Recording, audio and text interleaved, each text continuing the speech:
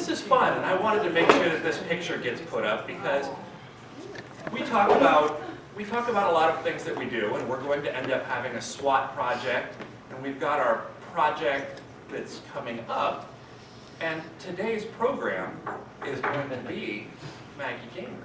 So, Maggie, if you would like to come up. I'm not going to give you a lot of introduction because I think most people know. This sounds like almost like I should let you, but no. Oh, wait. Perfect. So what do I do? I am going to pull yours up. Okay. So the Bayside Community Hall. So we're going to go ahead and switch.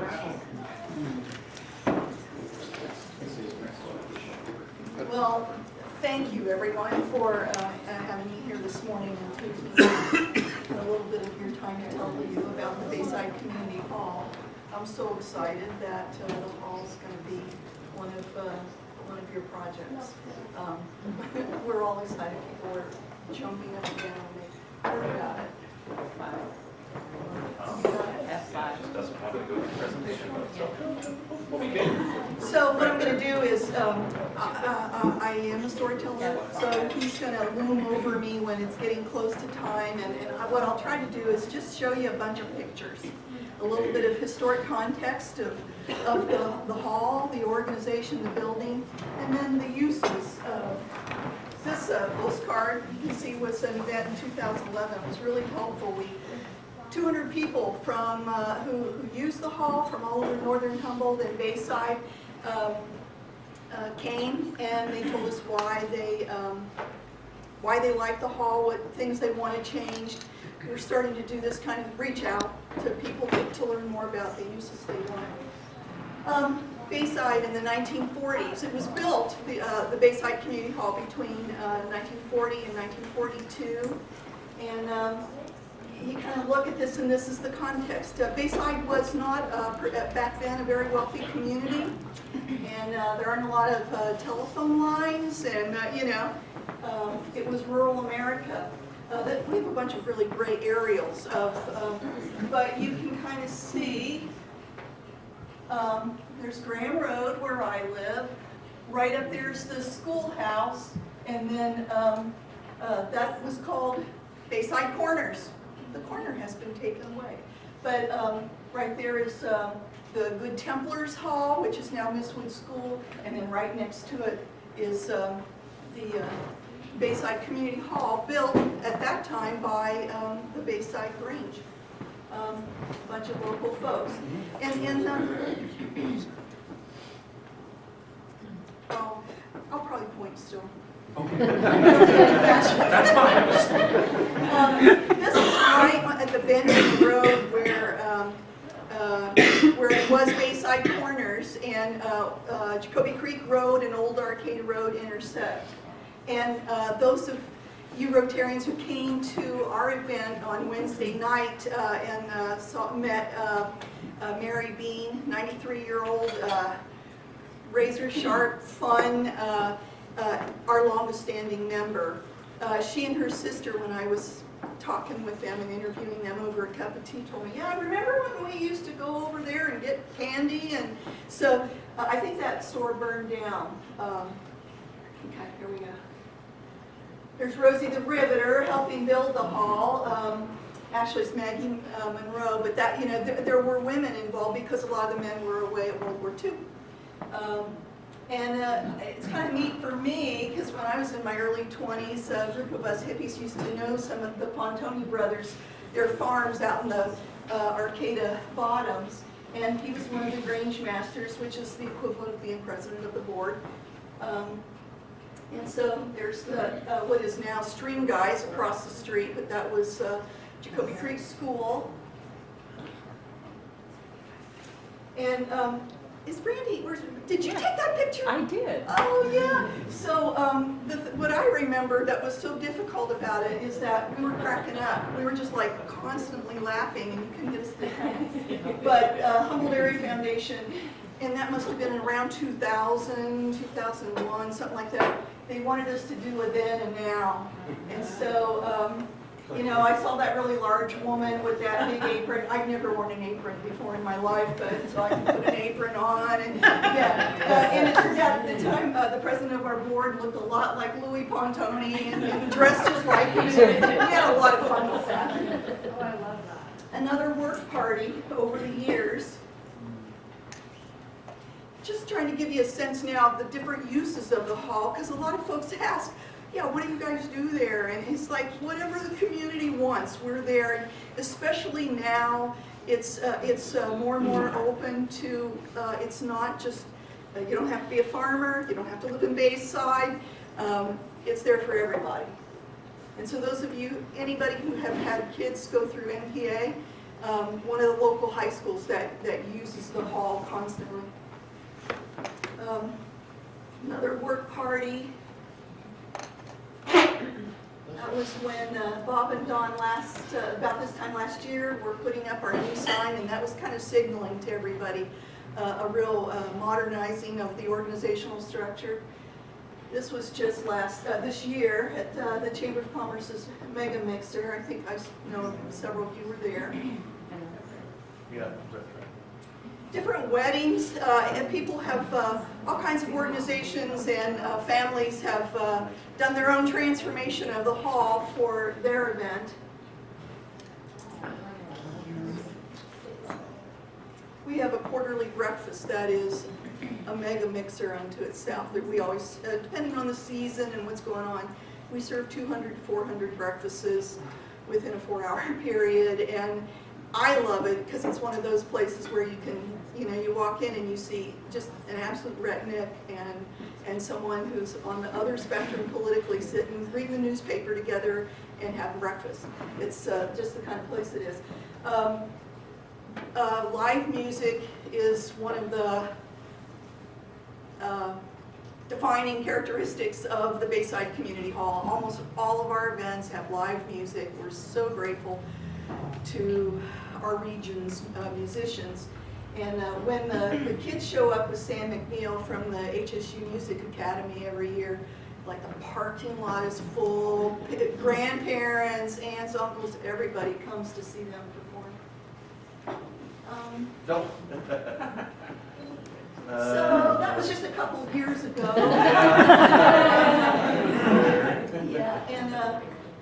Humboldt Permaculture Guild and organizations like that, they're sort of the newer kinds of agricultural issues, small family farming. They're a real regular several times a year. I don't know if you heard, those of you who were at our event on Wednesday night, Marla Joy leads this group. It's a good fundraiser for the Breast Health Project, and this year they couldn't do it because our foundation needs work on it. And they decided, we'll postpone, we'll wait till you get your foundation bolstered up, and then we'll do it. Just to, we have a lot of presentations there that are, sometimes speaker series, whatever the community brings to us. Reese did a book last year that has been popular, and that was a really fun one. The dining area of our large kitchen transforms pretty quickly into whatever we want it to be. And it's a lot of workshops and symposiums and meetings are held there.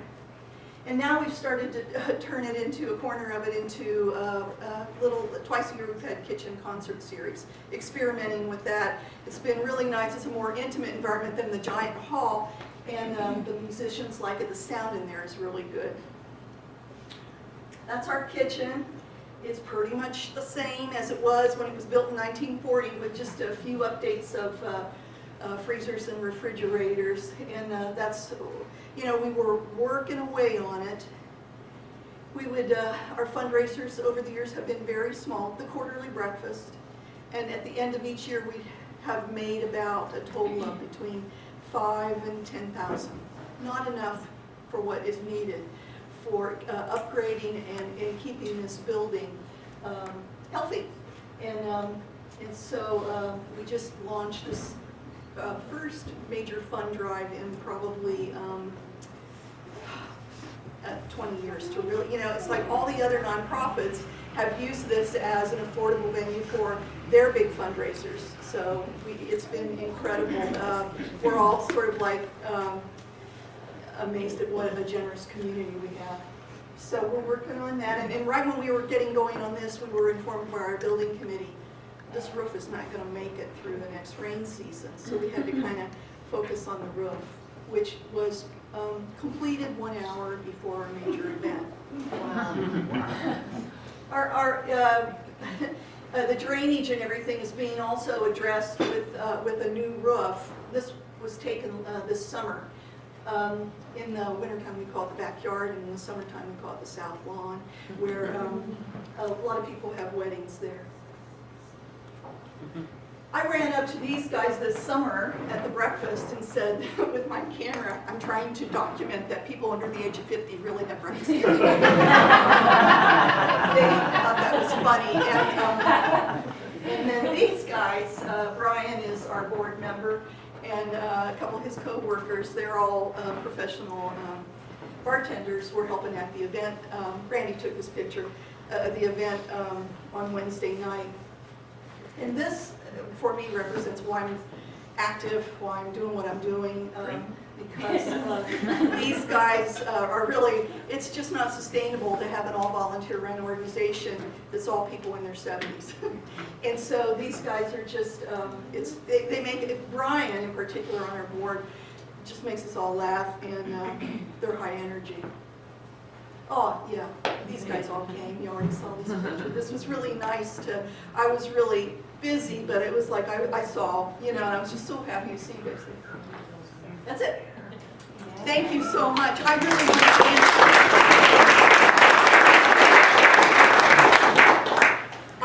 There's just a few of these here if you want to be a member. We have events all the time. Our website is, are you starting to loom? Okay. No.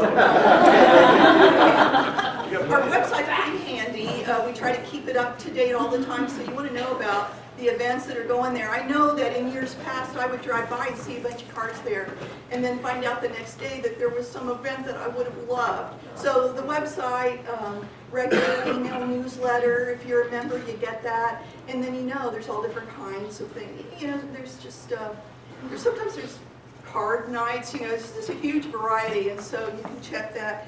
And one of the things that's real popular is December 15 and 16 this year. It's our regular, a lot of local artists and artisans are vendors there for your gift buying at Christmas time and the holidays. Any questions for me? What do you typically rent the hall for? Well, we rent for youth groups and nonprofits, and that's around 200. And what we always do is, we have veterans groups that come to us and say, we'll sand these tables down and we'll fix them up and make them nice.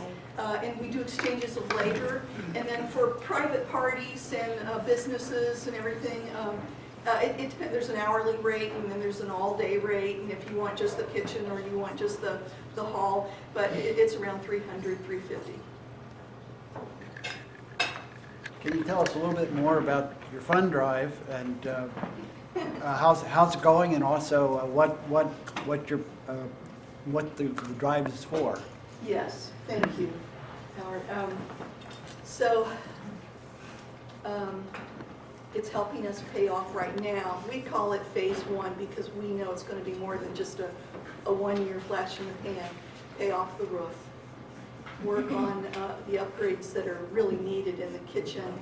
And there's so many other repairs around the building, including the things we've learned that are the most important to, I'm seeing old friends here, most important to the building are invisible to the public. And so we have to address the other things that make it a nice place to use too. So there's just all kinds of just pragmatic repairs, windows, some work around the stage.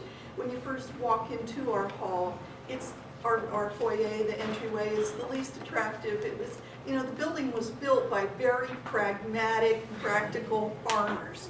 And that's one of the things historically, you know, its character and everything we like about it. And we've been told that by people who use the hall, is that it's just a basic, it was built by working class folks.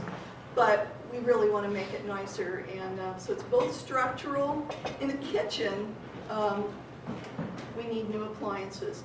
One of the things that a few people who are donors put on their checks, get that ventilation fixed.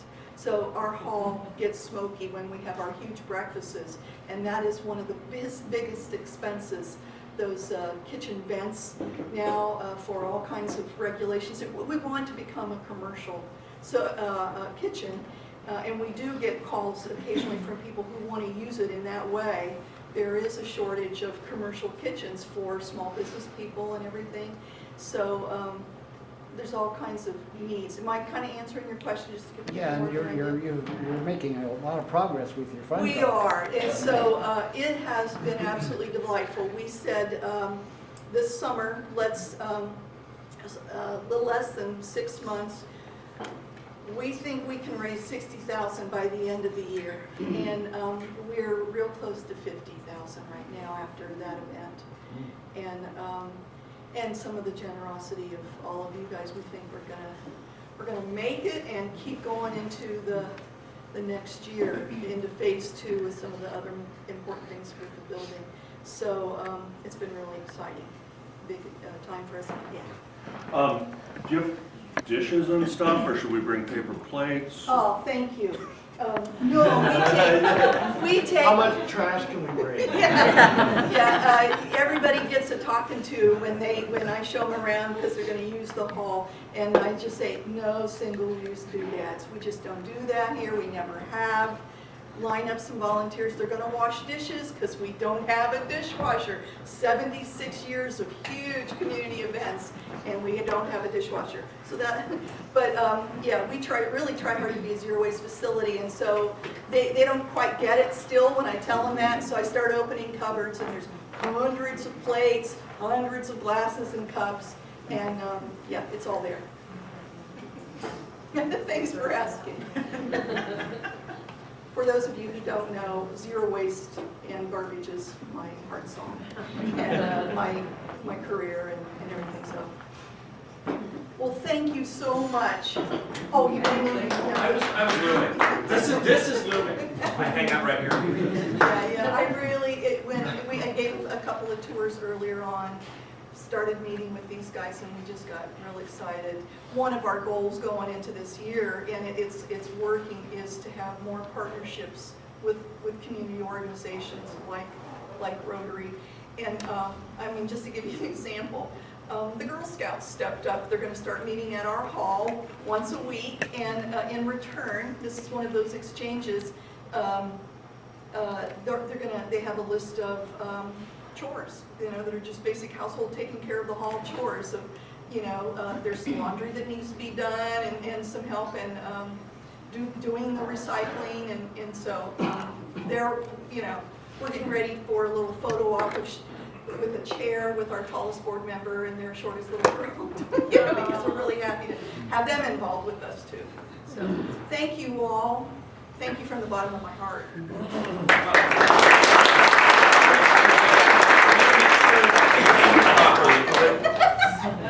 So, this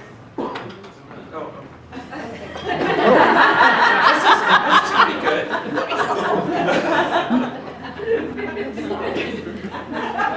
So we are making a donation to the Wheelchair Foundation. So thank you. Wonderful. But more than that, we're excited as a club that we get to actually work with something in the community, and I am excited that we're going to see something happen. So, thank you. Thank you very very much. much.